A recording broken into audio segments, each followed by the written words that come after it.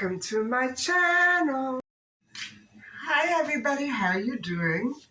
I'm just letting you know it's the 8th day of my lemonade cleanse, and I think I haven't been that clear in explaining exactly how the cleanse is made. It's a specific formula, and I did go over it more carefully last summer, the first time that I shared it with you on my vlogs. And so what I think I'm going to do is I'm going to link some videos below of the YouTubers who taught me all about the lemonade cleanse and how it should be properly done. And today I have a better head start. I'm halfway through my juice, and it's still hard. It's still hard because of the weather situation. I have been stuck inside. I don't want to go out in that cold, damp weather. And I have been thinking of nothing but food. So it's with nothing else to distract, it's hard to put your mind on this and focus on other things. I can't go out, I can't do much, and so I'm, thinking about food. And so, yes, 2 more days after this, and then I'm done. And I want to talk a little bit about the recipe, just briefly. I'll be finishing the last part of it, I believe tomorrow. I'll be letting you know. I have another part coming, unfortunately, because I do know that the Wellington recipes call for sauce. And I always thought, oh, well, I'll think about that later. And now I'm thinking about it. And I have to think about it because the pastry of my Wellington recipe it's okay. It's a fail because I used no boil pasta. But even if I had boiled it, guys, I wouldn't have been able to shape it properly, and it was my bad. And so, yes, I have to make it again. Sometime in the near future, I will make it again because I love this recipe, and I do love salmon. I'm a great fan of salmon. And so the turnovers turned out amazing and fantastic. As you know, I showed them to you. And so, it's just the salmon Wellington, the actual original recipe that I started out to make and never really actually ended up succeeding with it because, of that mistake I made of not making my own dough. I'm sure if I had made it myself, it would have turned out fine. You know what I mean? I make pizza dough a lot. I make pasta dough a lot. So, I should have just done it myself. What can I say? So, anyway, I will be making the sauce with you tomorrow night. And I haven't decided yet, but I think I am going to go for an avocado milk based, not plant milk, but real milk based fig sauce. So it'll be kind of a thick and maybe a savory sauce, but I have to make sure that I find the proper avocados because as of yet, I only have one small one and it's not enough for a sauce. So what I'm going to do is I'm going to make the sauce and then bake the rolls again, just for a while on a 325-degree oven. And that way, it will have a chance to become, engulfed in that sauce. And if I eat them like that, they'll be crispy. they are not the way that they should be, and so it's my mistake. But I like the idea of rolls, don't you? Um, it looks so wonderful and it looks so appetizing, but they're not complete without a sauce. And so if I try to eat them like that, they will be, for the most part, tasteless, except for the filling, of course. So that's coming, guys. That's coming. And so later on, I'm going to be continuing with the last part of the disappearance of the 15-year-old teen, Melanie, who went missing in 1996. And so it'll be the last part. And then next week, I will be discussing a new case along with the Madeleine McCann case. And so stay tuned for that. Right now, I am busy organizing my bathroom fixture. I will let you have a look. Come along with me to my bathroom and I'll show you what I'm going to start doing right now. So hold on and I'll take you over. So guys, this is the bathroom fixture over here that I purchased last week. And it's, I have to empty this. I have to find a home for this, all of these things, and then refill this and move it into the closet. It's going right over here into the master closet, right here. And I'm going to shove it back here somewhere. And that way I have more space for my makeup. I don't want to put my makeup in here, you know what I mean? So I'm going to take some crates that I have up here and fill them into that fixture over there, and then put the makeup down here. I have to clean that out.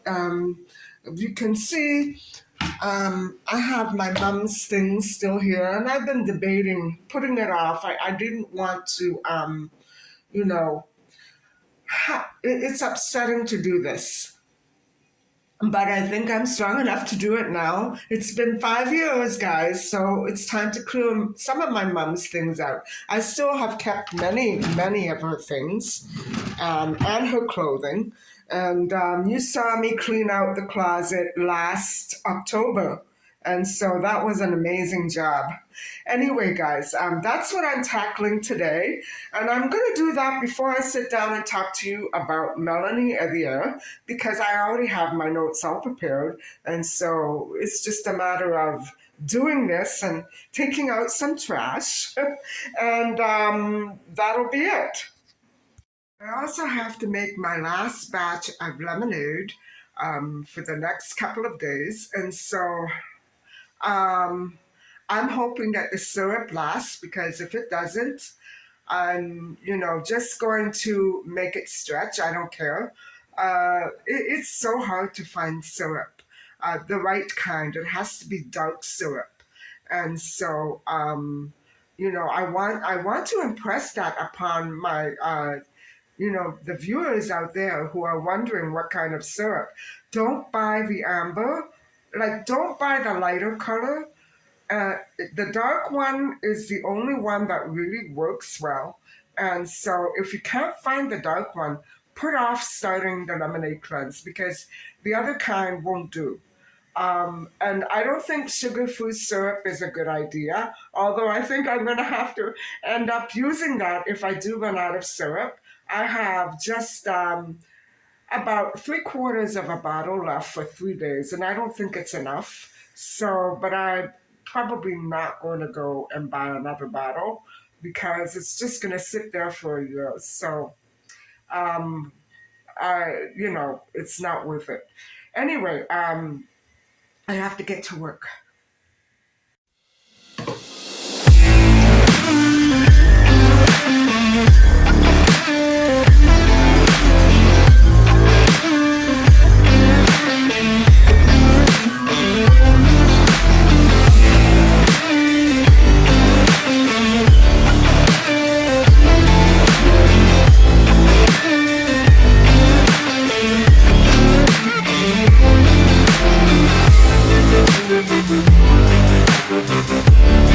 So,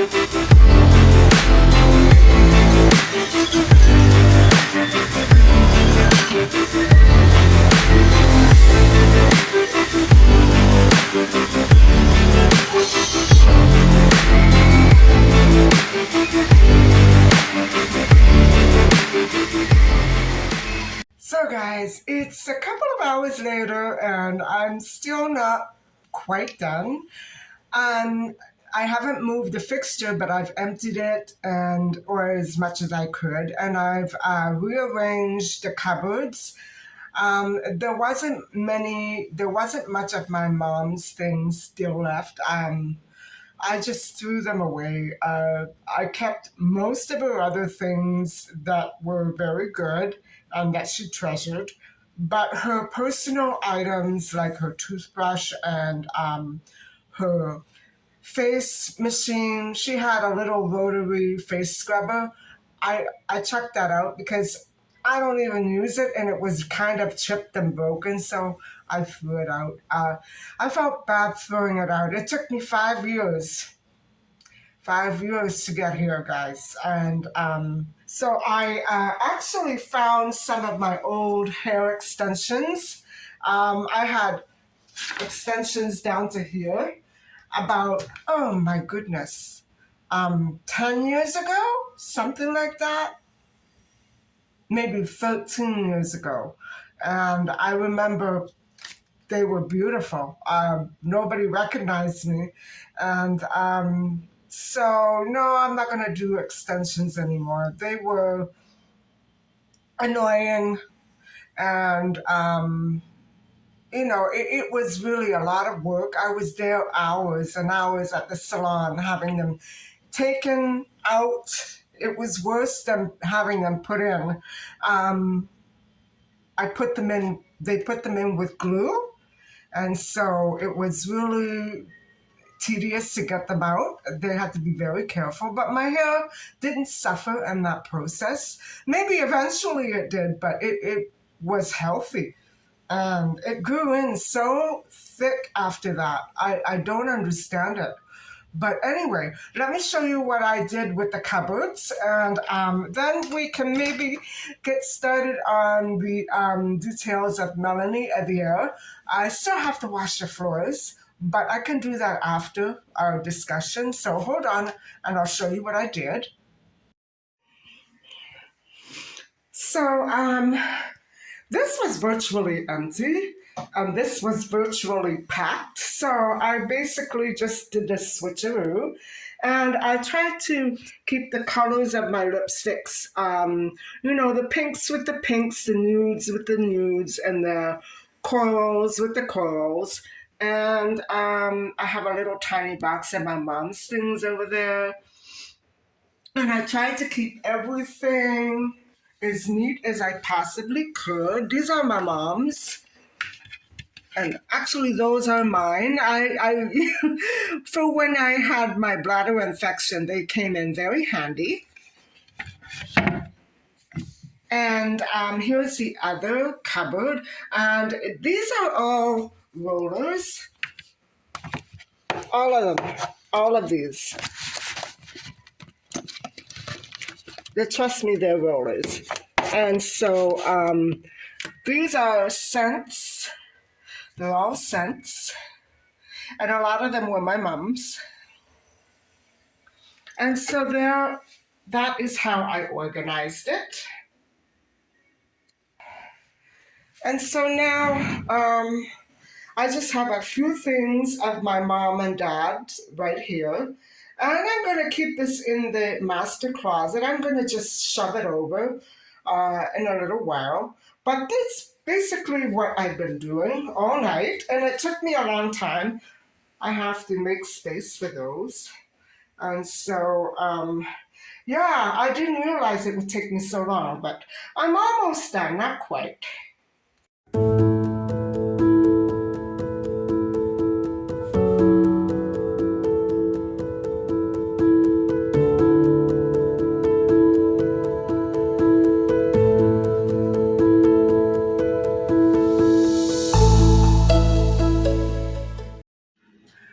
So here we are, ready to to discuss the last part of the case um, that is focused on the disappearance of Melanie Ethier in 1996. Now, her remains have never been found, and so she is still assumed to be missing. Although many people have come to the conclusion and drawn the conclusion that, she has, left Earth. And I did mention the fact that a couple of her family members were gunned down by Hell's Angels. Now, I'm not saying that this is what happened to Melanie, and I'm not trying to comment on the activities of these gangs. Um, it may be that it was. I don't even know if it was for sure that it was Hell's Angels. It could have been a rival gang. I don't know anything about it. And the same thing with criticism of police regarding this case. I'm not familiar with that police department or that region. I do know that it's weird that Dennis Lavelle, even though he spent time in jail, it should not have pardoned him for whatever criminal deeds or intent he may have had toward Melanie. After all, he did confess to a friend, which is not valid, that he did something to her. And so he also made the comment that nobody would ever find her. So that doesn't mean that she's gone. I don't know what it means, but it's not proof that he did anything. But I'm not sure about what the police were doing with this situation about Dennis. And so I really have no thoughts on it. I don't know if the police should be criticized. Um, they have been criticized for unfair treatment of the friends who Melanie spent the last day with on September the 28th, 1996. And the boys were initially treated very harshly by the police. And I think this is one classic example. And I always go back to Amanda Knox and Raphael Solecito. Um, it's almost as though they were lured by police and then arrested. And this might have been what happened to the boys if one of their fathers had not stood up for their rights and said, no, you're not doing this. You know what I mean? And so I went over that in our other part. And so, it's uncanny how police always seem to target young people. And instead of conducting their complete and official search with these young boys in the presence of adults, which is how it initially began at the school and not at the police station, which I think is a wonderful idea. But I also think that if they had been guilty, that could have posed a problem. But no, I really seriously don't think these boys had anything to do with it. Oh, whatever Melanie did, she took it upon herself to do that evening walking home from the Pine Avenue residence. And it was nobody else's responsibility but her own. And so, after all, they were all the same age. They couldn't be responsible for one another, at least not in the way that adults should be. And so Melanie's female friend reported that she encountered the suspicious vehicle after leaving the Pine Avenue home herself, just prior to Melanie's departure from that home. And she was only questioned informally in a parking lot. She was not taken seriously. I don't understand this. This could be bad journalism. It may not represent the whole truth. And I think that's what we're dealing with the McCann case. We're only dealing with bits and pieces of false and bad newspaper reporting and not the real facts. Whatever the facts are of any of these cases, um, we don't know. Just by reading a paper, we can't know if what we're reading is true. Michael Andrew Arnfield, a professor of criminology at Western University, um, criticized the OPP in 2017 and in 2020 for withholding details about the case. And this would apply to all other cases too, wouldn't it? And, you know, um, it could, because, and his point is valid. And it's something that I go through from time to time as well. Um, you try to call in or report something, and um, police just they don't, if they don't hang up, they don't take the report. You know what I'm saying? It's very strange that how some of these departments operate. And my point is that it's inefficient. And when police withhold information, it's almost aiding and abetting, depending on the case, depending on what it is. And I don't think that there's any valid reason.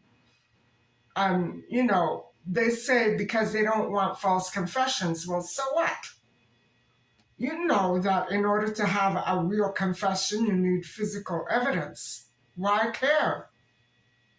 Um, these cases require information from the public. And then when the public tries to engage and think, well, maybe what I saw is important, I better call it in. Nothing is ever really taken seriously. I don't understand these cases. I really don't. And so I really think there should be a law um, limiting the time that police can withhold information. So, for instance, say 2 years before or after a trial. 2 years, guys, not 50. This is insane. And I don't know how it applies to this case. As I'm saying, I'm not really sure what is exactly going on in this case with the police. But he questioned the government's strategy of offering money as a reward. That's true too. I've often questioned that because then people will be calling in, and then other people will be cooperating with that false party and trying to collaborate. It doesn't work out very well. And so I really think the whole matter is that the police should not withhold any information whatsoever. And I think if they do, they're just, inviting more problems. It certainly doesn't do anybody justice. Not the criminal, not the victim, nobody. And so it is really, I think Ontario really has to do something about the crime that is going on in the province and Canada in general. I'm not sure about other provinces. I know that there are crimes in all provinces, but Ontario has the highest human trafficking rate. And so I think it is probably because of the lax laws surrounding reporting. If police refuse to take reports, then why should people call in? It's very discouraging and disappointing. People don't want to be accused of anything when they see something and go and report it. They don't want to be accused of anything. And that's basically, essentially what happens. And so, I mean, look at Melanie's friends. Just because they were there that night, they were considered suspects, continued on a continued basis. And then, of course, it died down or tapered off, and police realized that it could not have been them. I don't doubt that it was them. I don't that it wasn't them. I believe that they are innocent, and so you know, editorials at one newspaper criticized law enforcement and the government for not expanding the DNA data bank of Canada to include missing persons and unidentified remains. I didn't know that. What's the big secret? Privacy, privacy. Well, why not, leave it up to parents and families whether they want their DNA out there? If a child goes missing and their DNA is in a DNA bank, um, that would really, you know, make life so easy, much easier at least. The search would be easier, but it's not so. It's not so. And so, Celine, Melanie's mother, criticized the government for voting down laws which would indeed expand the DNA database. And maybe people like Julia Wendell would also benefit from that. She has claimed to be a missing person. And maybe, if all countries did this universally, wouldn't that be great? Why hide because of human trafficking? Countries that are actively engaging consistently in human trafficking will lose out. And so I think maybe that's a big part of the problem. And why would Canada not do it? Why would Canada not expand it? I don't understand it, guys. If there's a reason, I want to know what it is. Why would police not want to go after criminals? Are they afraid? I'm trying to figure it out. And so, it's that is the extent of our discussion tonight. It is, in fact, what I've been trying to tell you all along with so many of these other cases. I don't feel that police should be entitled to keep information to themselves. Because once a police sergeant passes away or a department closes down, what happens to all that information? It just vanishes. And so it's not a very practical way of running police operations. And if they're saying that they don't want it to get out there because of newspapers, well, I don't care about newspapers. I know if what to read and what not to read. If I know the truth, I'm not going to read the paper that says something different. And I think that is a big reason why police are withholding information so that all these newspapers can make up stories or speculate.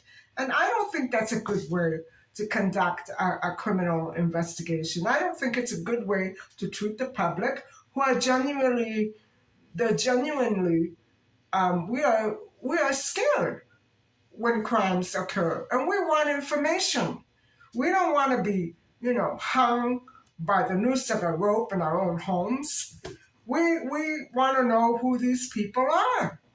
We want to know who to look out for. There's nothing wrong with that. And I think that just because police seem to have power, it's not that they have all that power. They acquired it because we gave it to them. Um, as far as I'm concerned, I think, you know, um, the the close ties between newspapers and police should be made criminal. They should be made criminal, shouldn't they, guys? Um, because how many times have I caught newspaper people posing as police and coming after people, out in public? Too many times. Too many times. I think it's time that we break the ties between the fake and the real. Don't try to put them together all the time. I don't appreciate that. You know, that is demonic. That is that evil. I don't think that we should treat these cases like that. There are people who genuinely loved Melanie and want to know where she is, how she disappeared, what happened to her. Don't let all these years go by. Nobody cares about memorials. Okay, people do care about memorials, but memorials don't have any value, in my opinion, unless the truth is uncovered. And to have a memorial for a person who's gone missing is almost to say, see, this is the kind of society that we want. A whole bunch of missing people so we can glorify murder and death. Isn't that what it really amounts to? I think police should really stop and think about what they're doing, because what they're doing is basically nothing much and it's wrong. So I think it's up to the government to make sure that they ensure the safety and health of all Canadian citizens. And if they can do all that rigmarole about the pandemic, and I had COVID in 2017. I didn't have a vaccination. I got over it and it almost killed me. It almost destroyed me. So if they can be that concerned about a pandemic, why not be as concerned about public safety? Big contradiction. Very ironic proceedings. The government is not concerned about public safety. No. They're concerned about public health somewhat, to the point that it doesn't affect anybody in the government. You know what I mean? But I think that the government is taking the wrong road down this path, and if things don't change, it's going to become such a corrupt country that people will not be able to travel to Canada anymore. People will not be able to visit family in Canada anymore. It'll become too dangerous. And I think it's high time that police do something about it, or the government have police do something about it. You need to look into these laws because they don't make sense to me. And obviously to other people as well. So thank you very much for listening and watching. Thanks for watching me as I cleaned up. I didn't finish yet, but thank you very much for having a look at what I'm doing. And to think that I'm almost finished it, I'm very excited. Now comes the fun part. I have to move the fixture. So thank you so much for listening and watching. And please don't forget to like and subscribe. Bye for now.